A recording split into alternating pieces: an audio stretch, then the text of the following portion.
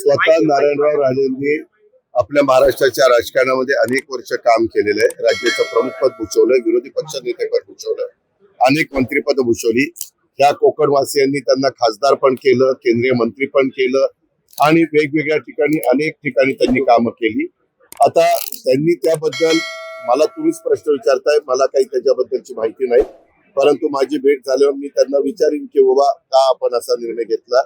कारण त्यांना जनतेने 5 वर्षाच्या करता खासदार म्हणून निवडून दिलेलं आहे आणि ह्या गोष्टीला फक्त 1.5 वर्ष माझ्या माहितीप्रमाणे झालेलं आहे.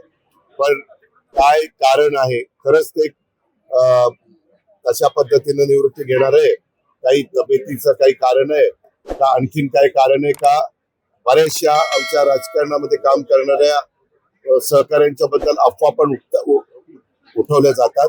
तर ही अफवा आहे, ते त्यांच्याशी बोलल्यावरच वस्तुस्थिती कळेल.